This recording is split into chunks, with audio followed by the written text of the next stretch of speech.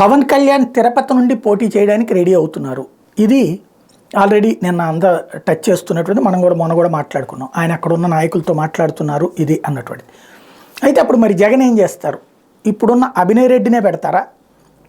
ఏదైతే ఇప్పుడు కరుణాకర్ రెడ్డి కొడుకు అభినయ్ రెడ్డిని అభ్యర్థిగా ఆల్రెడీ ప్రకటించారు, తననే పెడతారా? లేకపోతే పవన్ వస్తే కనుక అక్కడ బీసీని కానీ లేదంటే కనుక బలిజ సామాజిక వర్గం నుంచి ఎవరినైనా పెడతారా?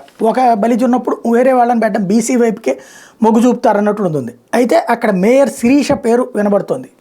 ఇక్కడ ఓవరాల్గా చూస్తే అక్కడ బీసీల ఓట్లు బలిజల ఓట్లతో దాదాపుగా సమానంగా ఉన్నాయి. అక్కడ బలిజలు 40,000 దాకా ఉన్నారు, అలాగే బీసీలు అంతా కలిపితే 50,000. అందులో శిరీష సామాజిక వర్గం, శిరీష యాదవ్ సామాజిక వర్గం అనుకుంటా, ఆవిడ్ని తీసుకొస్తారు.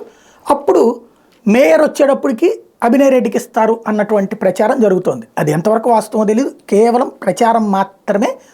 బట్ పవన్ కనుక అక్కడ పోటీ చేస్తే ఇప్పుడు మంగళగిరిలో లోకేష్కి కానీ, కుప్పంలో తనకు కానీ, ఏది చంద్రబాబుకి కానీ, ఇక్కడ పవన్ కళ్యాణ్కి కానీ చెక్ పెట్టేటటువంటి కార్యక్రమంలో స్కెచ్లు ఎప్పటికప్పుడు, ఇప్పుడు పిఠాపురం ఈయన వెళ్తున్నారంటే ముద్రగడని చేర్చుకునేటువంటి పని, అలాగే భీమవరం ఈయన వెళ్తున్నారంటే అక్కడ గ్రంథినే ఉంచడం, గ్రంథి అయితేనే పవన్ మీద గెలుస్తాడని.